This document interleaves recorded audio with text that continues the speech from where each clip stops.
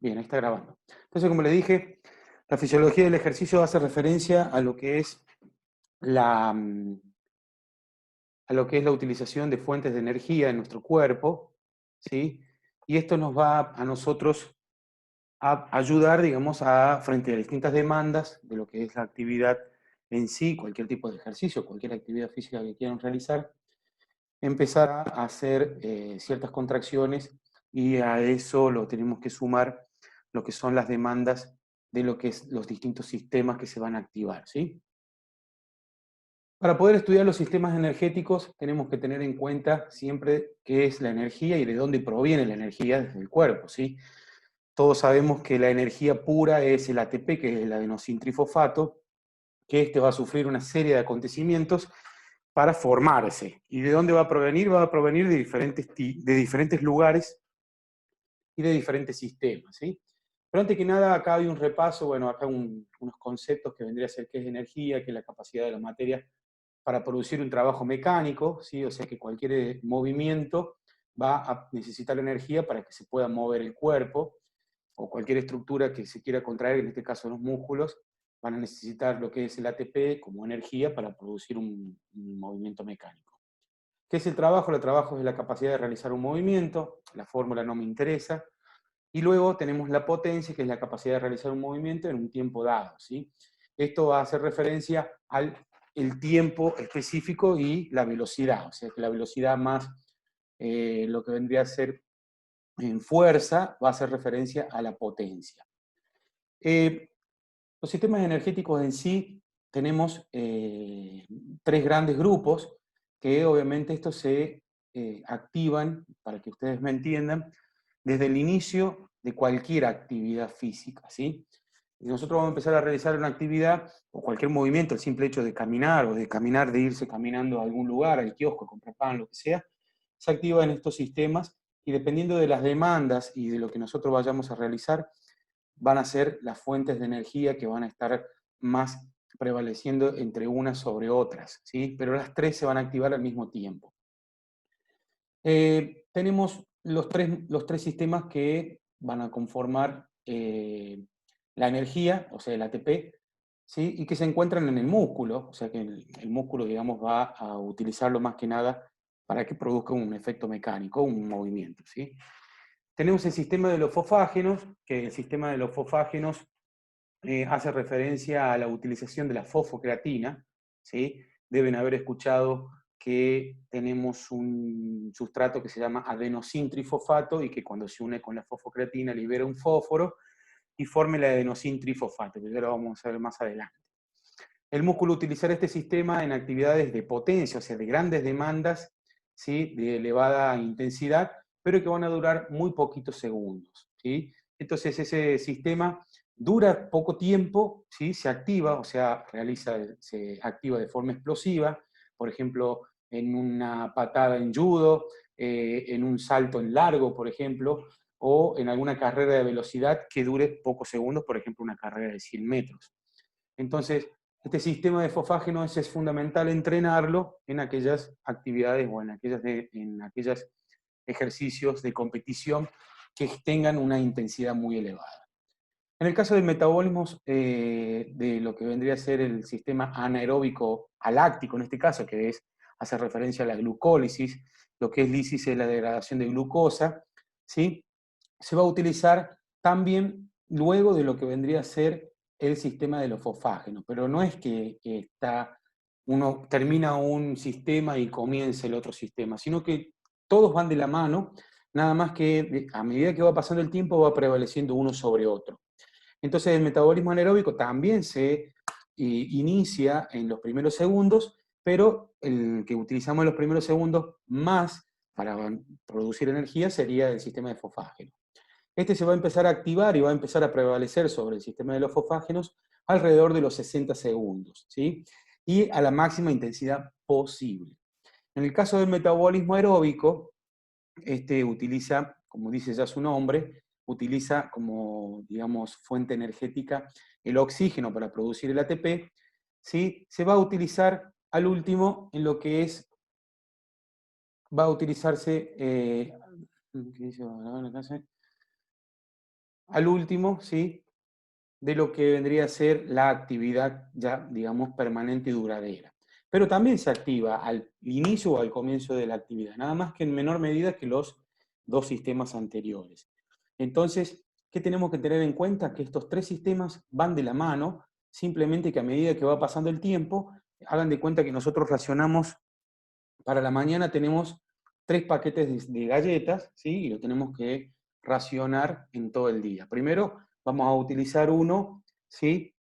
Luego vamos a utilizar el otro, y por último vamos a utilizar el más importante, que en este caso sería el sistema aeróbico, que es para, digamos, realizar todas las actividades de ese día, ¿sí? Pero que hay que tener en cuenta que los tenemos a los tres disponibles, ¿bien? No es que vamos a tener uno primero, después prevalece el otro, no. Tenemos los tres juntos, se activan los tres juntos, nada más que a medida que va pasando el tiempo, va consumiendo uno más que el otro, y al último sí ya empieza a utilizarse el sistema aeróbico.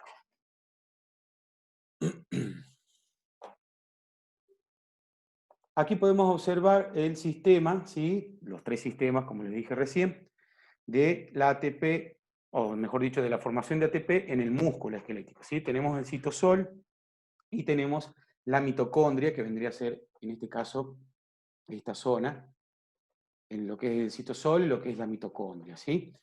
Para producir la contracción muscular. Entonces, el que está en verde, ¿sí? Es el sistema aeróbico, el que está aquí en digamos, fucsia sería lo que es el sistema anaeróbico aláctico, o sea que no va a haber una eliminación del ácido láctico, lo va a utilizar, mejor dicho, se va a producir la energía sin el consumo de ácido láctico. Y después tenemos el sistema anaeróbico, que era la glucólisis, ¿sí? Con la degradación de la glucosa para formar el lactato y luego dar un fósforo al ATP. Entonces podemos tener las tres vías, ¿sí? Que van a formar el ATP para luego producir la contracción muscular. La clasificación de las fuentes energéticas en el músculo, ¿sí? Como dijimos recién, entonces, ¿de dónde va a provenir la energía? De los tres sistemas que hablamos recién. Las fuentes energéticas, ¿sí? Van a consumirse, por ejemplo, alimentos que van a ser degradados y van a ser catalogados por el organismo para ciertas demandas energéticas en determinado tiempo cuando se realiza la actividad. Sistema anaeróbico aláctico o sistema de los fosfágenos, es las dos formas de llamarlo o nombrarlo, lo pueden encontrar de las dos maneras, ¿sí? Que la fuente energética que va a producir, o mejor dicho, el producto que vamos a tener de este sistema va a ser el ATP, que es el adenosintrifosfato, ¿sí? Proveniente de la fosfocreatina. El sistema anaeróbico láctico o glucólisis anaeróbica, que ya lo vamos a hablar con más detalle, este sistema no utiliza oxígeno, ¿sí? Pero va a empezar a utilizar el ácido láctico como oxidación y también va a producir degradación de la glucosa, ¿sí? Pero sin utilización de oxígeno. Y el sistema aeróbico u oxidativo, que ya es el último que se activa y el que prevalece en el mayor tiempo de la actividad física, cuando son mayores a 1 hora o a 2 horas o a 3 horas las actividades, las fuentes de energía que va a tener son los hidratos de carbono, las grasas y las proteínas. Los hidratos de carbono van a obviamente degradarse y llegar a lo que es a la parte intestinal, reabsorberse y acumularse como fuentes de energía, sobre todo para la parte primordial y primera de lo que es la actividad.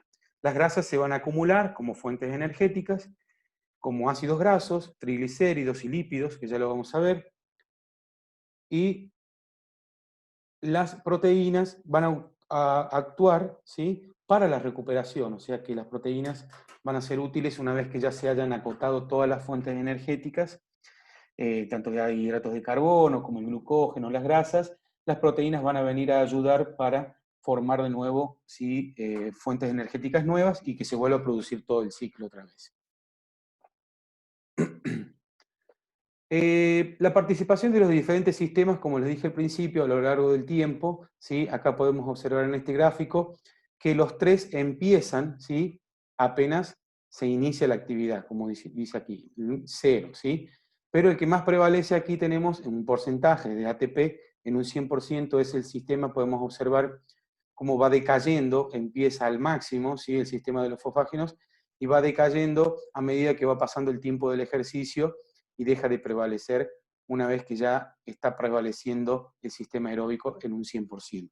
Podemos observar aquí en color negro que a medida que empieza la actividad física, ¿sí? El sistema anaeróbico láctico o la glucólisis, ¿sí? Se activa en lo que es la mitad del ejercicio más y empieza a prevalecer en lo que es el medio de lo que es la actividad en un determinado o corto tiempo, y luego, ¿sí? Por último, ya empieza a prevalecer el que es el sistema aeróbico con producción de ATP por medio de la oxigenación. Acá más o menos para que tengan en cuenta cómo está formado el ATP, ¿sí? El adenosintrifosfato. El ATP se logra por medio de un grupo de 3 fosfatos con un grupo de adenosina que son los, carbonos, bien digo, y una base nitrogenada que está formada por 5 nitrógenos, formando la adenina. Entonces, la formación o la unión de estas tres, de lo que es la adenosina con una pentosa y la base nitrogenada, más los 3 fosfatos, van a formar el adenosin trifosfato. Esto es, digamos, el producto final. Ahora, cuando se produce la energía y es consumido este ATP, pierde uno de los fosfatos, que es el de la última cadena, para luego recuperarlo dependiendo de la fuente energética que se vaya utilizando en el ejercicio. Ya sea la fosfocreatina, sea por medio de la glucosa, o sea por medio de proteínas y ácidos grasos. Aquí vamos a detallarlos a lo que son los sistemas específicamente, como habíamos hablado al principio, el sistema o metabolismo de los fosfágenos, ¿sí? Por medio de la fosfocreatina y la formación de ATP. Esto es aláctico, o sea que no produce, digamos, ácido láctico. Proporcionan la energía necesaria para la contracción del músculo siempre al inicio del ejercicio y durante un corto tiempo, ¿sí?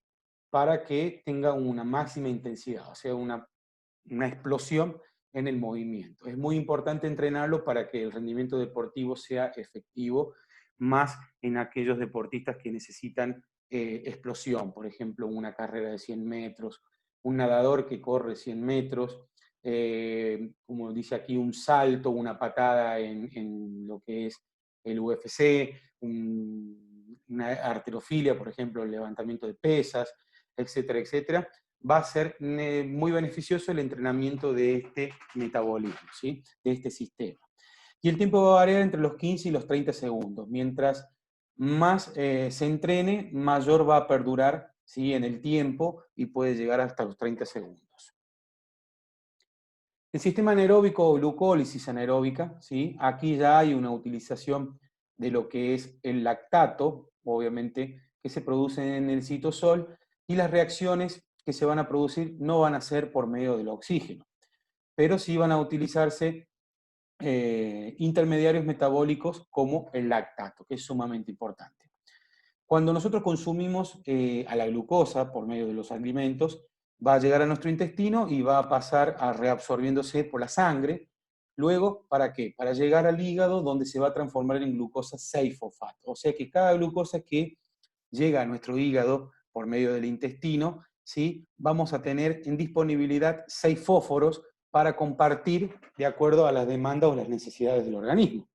Pueden ocurrir muchísimas cosas, ¿sí? O puede quedar almacenado como glucógeno, ¿sí? Que es uno de los precursores de energía, puede quedar almacenado en el hígado y obviamente ser necesitado por el ciclo de Cori, no sé si lo deben haber escuchado alguna vez, para luego resintetizar el ATP. Van a ocurrir serias cosas, una serie de acontecimientos dependiendo de lo que pueda necesitar el organismo.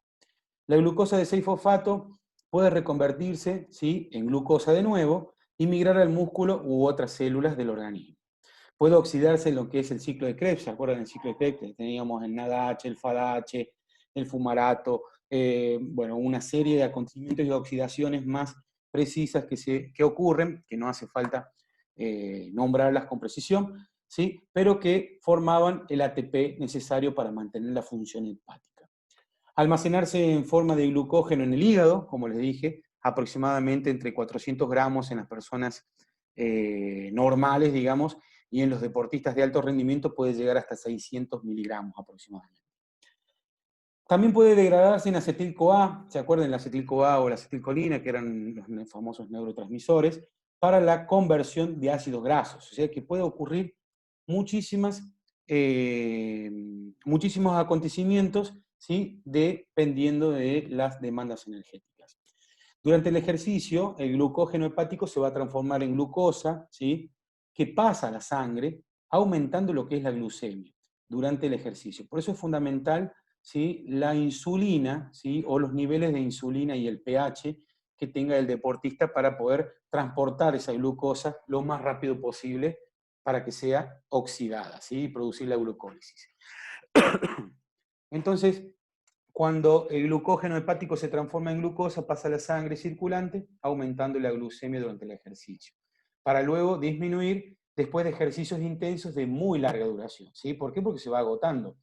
Y al agotarse, una vez que se empieza a agotar la glucosa, porque ya empezó el organismo a utilizar, digamos, la cantidad de glucógeno que había hepático, porque primero va a utilizar el glucógeno que hay a nivel del músculo, digamos, lo termina oxidando a todo y empieza a utilizar el hepático. Una vez que se termina eso, ahí empieza a aparecer la fatiga, empieza a aparecer el cansancio después de varias horas de ejercicios, y ahí empiezan a jugar un papel importante las proteínas, que van a utilizarse para producir energía.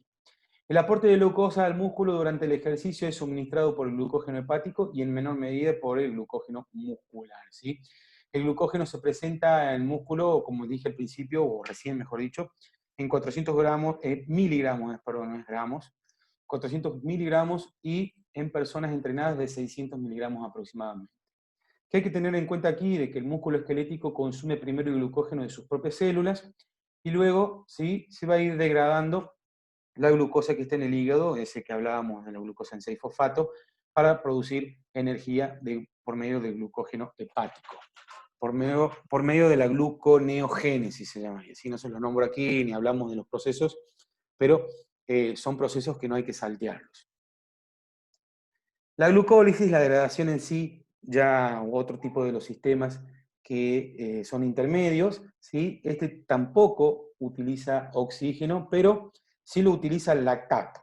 Este sistema trabaja en ejercicios que van a variar aproximadamente en minutos, puede llegar hasta los 3 minutos aproximadamente, siempre y cuando esté bien entrenada la persona, y después comienza a prevalecer lo que es el oxígeno, o sea que la carencia de lactato va a hacer de que el organismo empiece a consumir oxígeno hasta que luego se produzca, ¿sí? El sistema aeróbico, hasta que luego, mejor dicho, empieza a prevalecer el sistema aeróbico.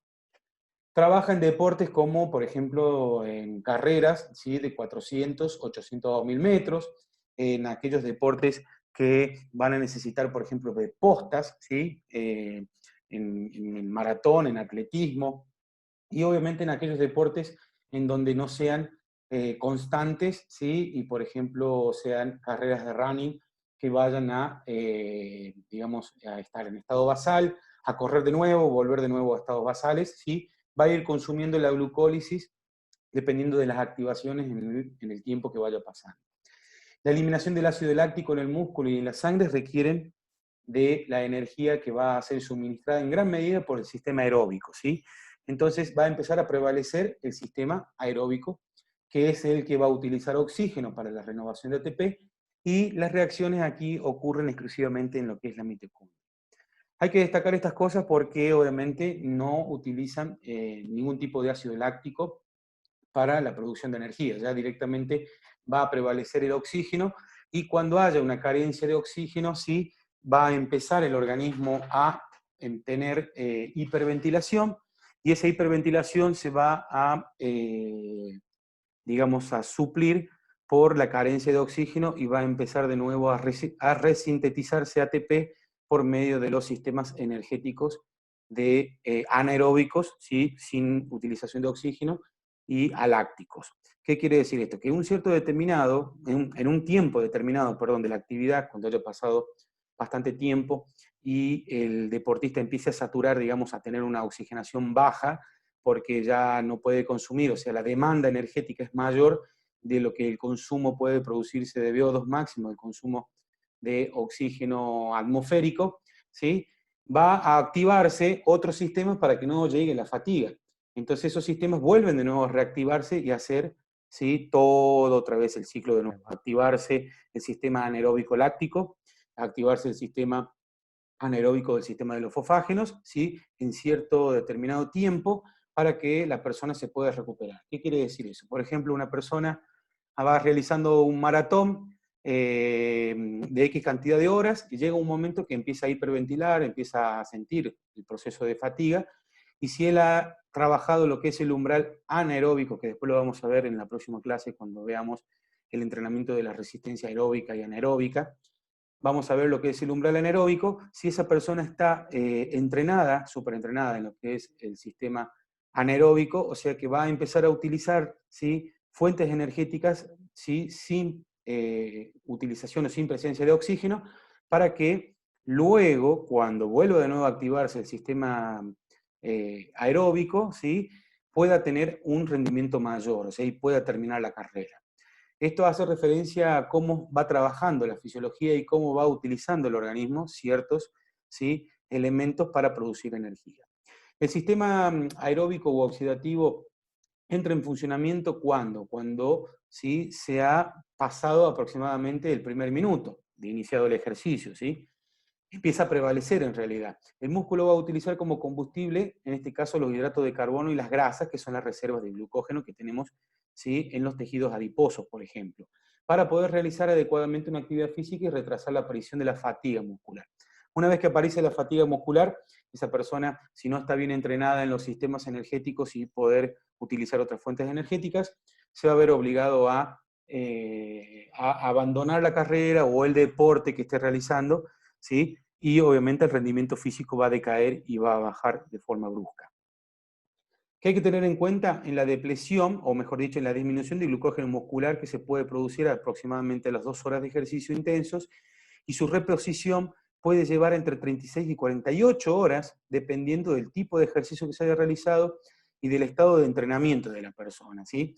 No es lo mismo la recuperación basal de una persona que no entrena de forma elite o de alto rendimiento a que una persona que está acostumbrada a entrenar todos los días.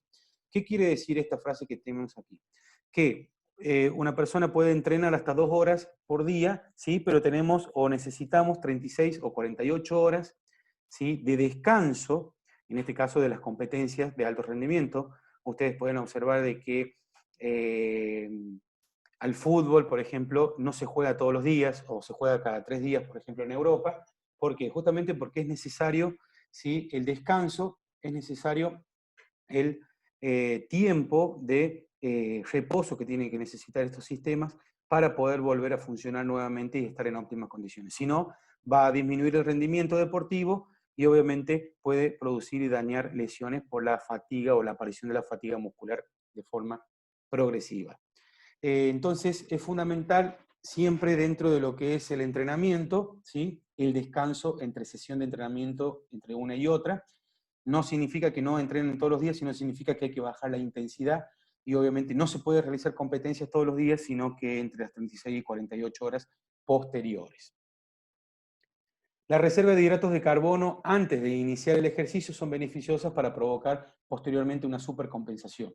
Ustedes recuerden, o algunos que haya hecho deporte alguna vez, que suelen recomendar los nutricionistas ¿cómo se dice?, la ingesta de hidratos de carbono. Por ejemplo, lo más común es fideos blancos antes de realizar una competencia, porque obviamente es una vía, ¿sí?, energética importante y beneficiosa para evitar el deterioro de lo que es el rendimiento y mejorar y dar una supercompensación. No sé si lo habrán visto hoy con el profe la supercompensación, pero la próxima clase vamos a tocar un poquito el tema y seguro que ya lo deben haber visto con el profe.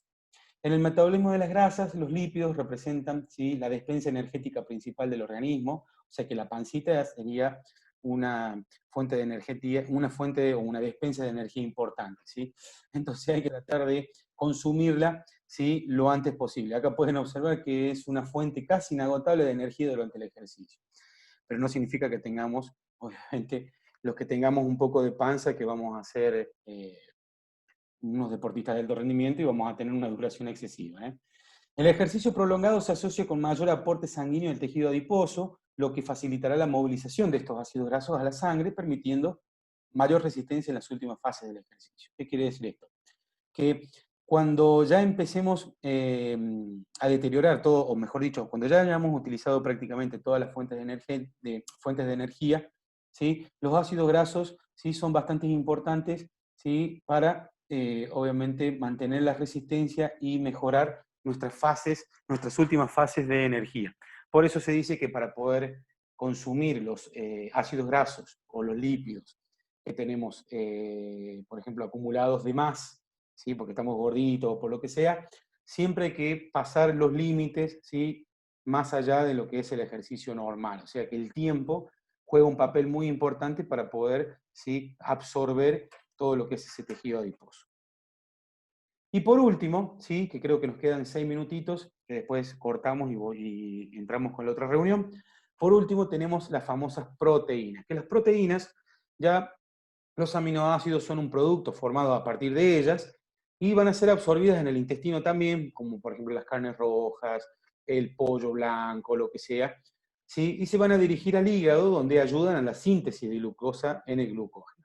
Pero siempre al último, ¿sí? Tienden a aumentar en condiciones extremas, en ejercicios de larga duración con agotamiento de glucógeno. Una vez entonces que ya el glucógeno del músculo y el glucógeno hepático empiezan a tener un descenso por producto del tiempo de ejercicio y que haya de disminución y del rendimiento, ¿sí?, empiezan a aumentar estas proteínas para que justamente empiecen a aportar sustratos al hígado para que éste produzca de nuevo glucosa y obviamente empiece de nuevo todo el ciclo otra vez para que esa persona no se fatigue, no pierda rendimiento y trate de terminar la competencia o de la mejor manera posible el ejercicio que esté realizando. Así que bueno, eso más o menos es la fisiología del ejercicio en sí. Ahora vamos a volver de nuevo a la reunión. Quedan 5 minutitos de esta reunión. ¿Qué es lo importante que tenemos que saber en esto? Que tenemos 3 sistemas que van a prevalecer unos sobre otros en el tiempo. ¿Y cuándo se van a utilizar? ¿Sí?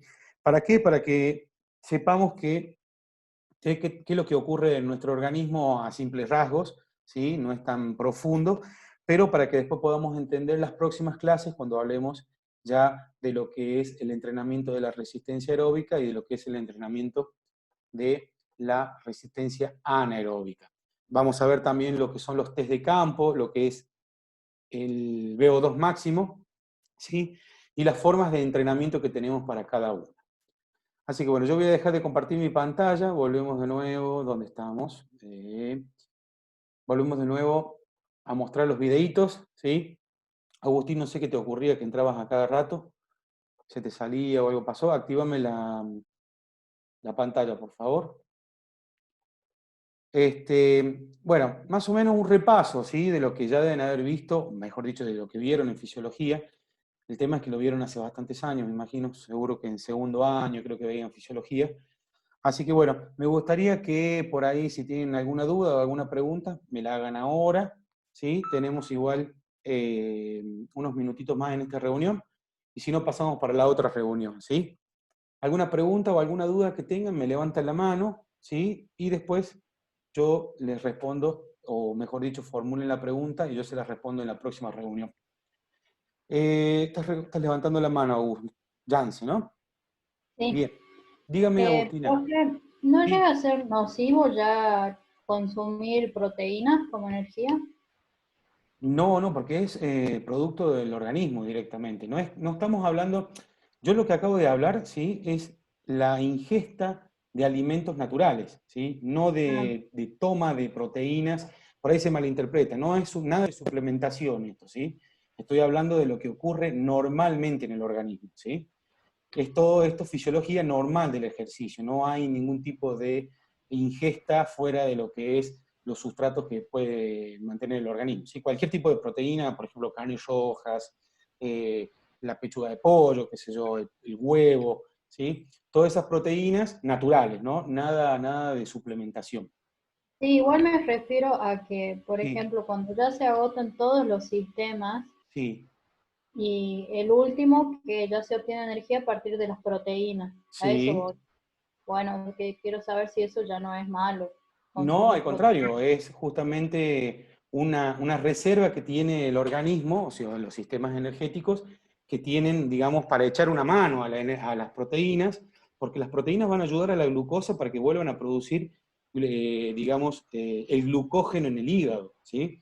Y ese Ujú. glucógeno después ya es el glucógeno como al principio, ¿sí? Porque vos vas a tener en cuenta de que se va a empezar a vaciar lo que es el glucógeno que tenemos en el hígado, ni hablar el del músculo ya se consumió hace rato, si tenés una actividad mayor a una hora, ese glucógeno muscular ya deja de existir, entonces empieza a requerir energía por medio del glucógeno que estamos en el hígado.